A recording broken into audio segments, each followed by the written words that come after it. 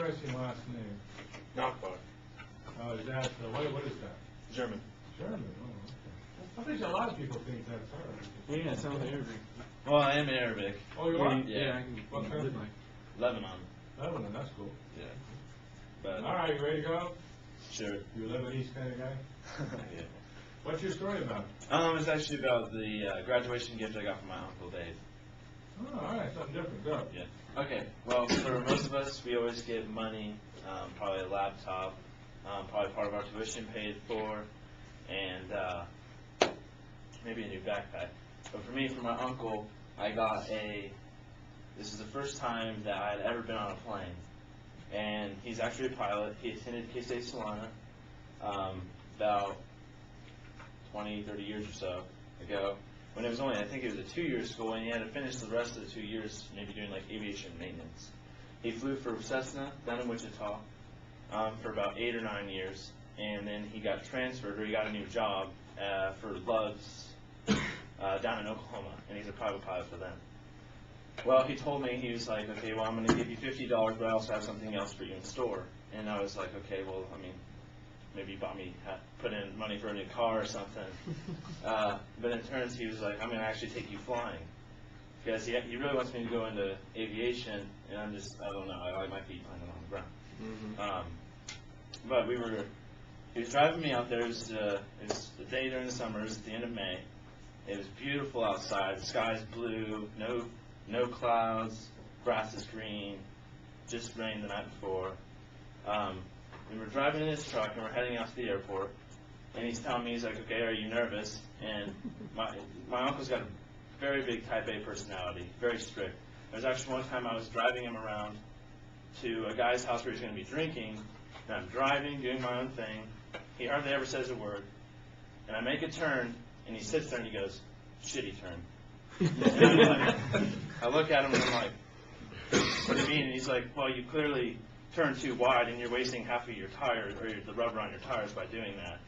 So I'm like, so I'm sitting there and I'm freaking out because, I mean, my uncle and I have a pretty good relationship, but I hung out, I mean, we lived with him when I was a child because my dad left, and I was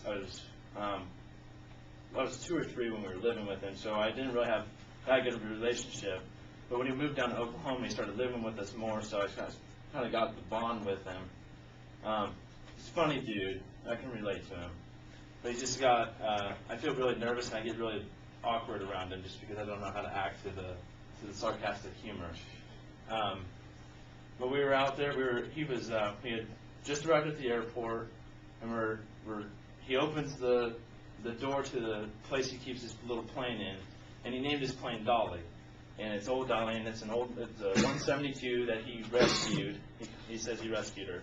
She was actually sitting in a barn out in East Kansas, just right north of Gypsum. And the engine wasn't working, it was shot. And he and 2 other guys went out and fixed up the engine, and actually got it out on the road after several weeks of doing it. And he had actually gotten in the plane and started going down the road and took it off and started flying it. Well, it's been sitting out there for, several years now, and he takes me inside and he's doing all the, checks on it. He's wiping down the windows. I don't know what you guys, I honestly don't know what you guys do for the plane before you get it ready. But he's doing all that stuff, and he tells me, he gives me this hook, and I put it in front of the wheel, and I pull this plane out, and I'm sitting there, and I'm just shaking. I'm like, okay, never been on a plane, been on a roller coaster. I don't know if that's pretty close or similar to it. And he's like, he's asking me again. He's like, are you pretty nervous? And I'm like, yeah. And he's like, okay, well, you don't need to be. I'm here. And I was like, okay, well, you want me to get in the passenger seat? And he's like, no, I want you to fly it. And are you sure? Yeah, I'm pretty sure. So I'm sitting there, and I'm shaking even more. And he tells me to put the headset on, and we're talking to control. And I think that's like the coolest thing. You can talk into the microphone, you can hear yourself talk. And we're talking to him, and all systems are go. And I'm like looking around, and I'm turning the wheel, and I'm like, okay, how do I drive this thing?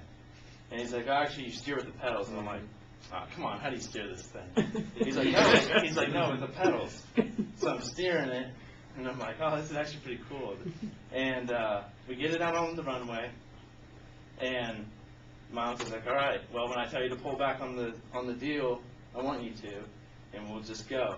Well, we're rolling, and he's like, okay, go. And I pull it back really hard, and we're taking off, going straight up. He's like, no, I didn't want you to pull it back completely back, just let it go. So we straighten it back out, we're flying around, and he takes the control of the wheel, and he's doing all this stuff with it, giving me a good time, and he's wanting me to fly it. And I'm like, no, I just want to look outside. And I'm looking down, looking around, seeing what neighbors of mine have pools, seeing if there's any honeys that are tanning or anything like that. We actually flew all the way to Abilene and back, and we flew down to Southeast, and then we flew up by the country club. But this whole experience was pretty sweet because I learned that aviation is actually really cool, and I give you guys props for going into it. It is really awesome. It actually gives you a whole new perspective of the earth that we live on, and two, it's just badass. It really is. It really is. It's awesome.